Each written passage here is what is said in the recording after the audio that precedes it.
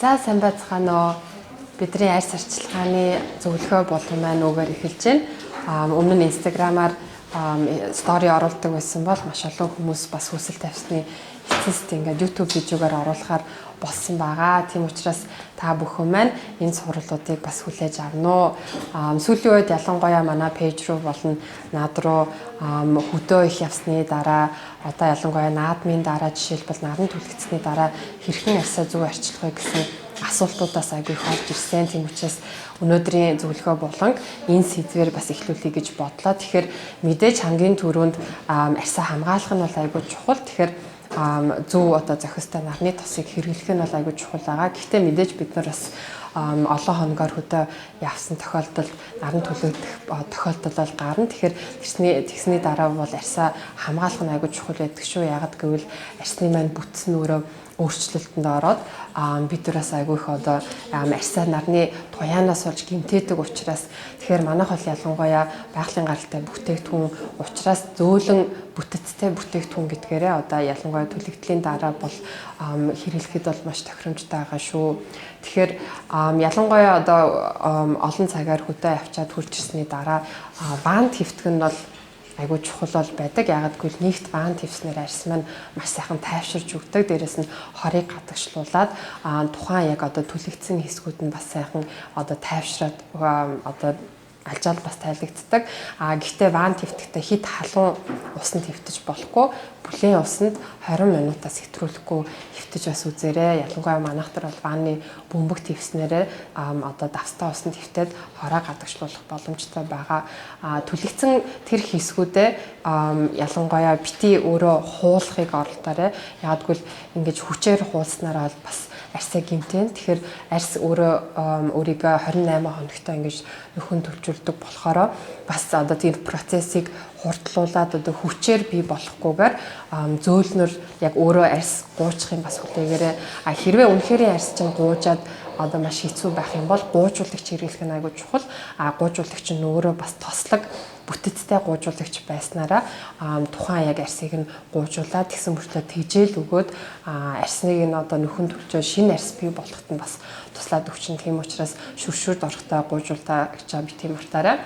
Ялангуяа яг түлэгдсэн хэсгүүдээр болохоор загтнаад хорсох одоо тохиолдол бол илбэг байдаг. Тийм учраас тухайн үед нь яг загтнаагийн намдаах манай жишээлбэл эмчилгээний тосыг түрхэж үзээрэй. Ягаад гэвэл энд нь бол давирхаа болон идэвхжүүлсэн нүүрс орсноороо тухайн яг одоо шарахт одоо тэр шархалсан хэсэг гэмтсэн хэсгийг нь бас нөхөн төлжүүлэхэд тусалдаг учраас эмчилгээний тосыг зөвлөхөр байгаа шүү. Ялангуяа түлэгцэн арьсан дээр бити спиртлэг эсвэл химийн хувцас одоо түүх хийдтэй бүтээгдэхүүн хэрэглээрэй. Яагаад гэвэл энэ маань өөрөө бас одоо арьсны чигшлийг нь одоо өөртөө шингээгээд хуурайшлыг бий болох учраас ялангуяа түлэгцэн арьс маань улам хуурайшаад эхлэх юм бол улам одоо загтнааг бий болгоод улам гэмтэх магадaltaй шүү. Тэгэхээр аль болох чигшлийн маш сайн өгөхийг бодоорой. Тийм учраас одоо маш сайн чигшүүлээд явчаарай. Чигшил гэдэг маань мэдээж гадны одоо бүтээгдэхүүнтэй арьс арчилгааны бүтээгдэхүүн хэрэглэнэ. Үүнээс гадна бас дотроосоо нөгөө шингэнээ алдаж болохгүй. Тэгэхээр ялангуяа хөдөө их яваад одоо түлэгцэн байх юм бол маш сайн усаа уугаад одоо үндсэндээ буцаж шингэнээ алдахгүй юм байдалтай байх хэрэгтэй. Тэгэхээр усаа уухтаа өглөөдөө хамгийн багтаа 2 аяг цэвэр ус уугаад өдрийнхээ туршид сайн уучаад оройтой баг уугаарай. Яг гэвэл маш олон хүмүүс бас орой шингэн одоо шингэнээ ихээр хэмжээгээр аваад ялангуяа цэвэр ус их хэмжээгээр уучаар гидсэн дүүрээд унтах бас одоо унтахад хэцүү болдог шүү. Тэгэхээр тэрэн дээрээ бас анхаараарай. Мөн ялангуяа түлэгцэн арьс төр болохоор одоо бидний арьс чинь 3 давхартай бол байдаг. Тэгэхээр ялангуяа дээд давхартын чигшил өгөхөөс гадна шөндөө арьс маань яг бидний одоо бие шиг шингэнээ маш их алддаг учраас ялангуяа дээд давхарт нь хамгаалтын одоо орчныг бий болгох юм өтгөн тос түрхээрээ. Тэгэхээр энэ өтгөн тосыг сонгохдоо мөн одоо бас тижээл сайн өгөхөөр ийм тоснуудыг сонгоорой. Манайх нар бол ялангуяа чицэргантай биеийн өтгөн тос буюу одоо чицэргантай body butter нь маш сайн антиоксидант буюу одоо омегатэй болохоор За нарны хэд туяанаас болоод гинцэн арсыг нөхөн төлжүүлэхэд нь бас маш сайн тусалдаг. Та бүхэн мэдж байгаа цэцэрлэгэн бол одоо дэлхийн бас супер түүхийд ордог.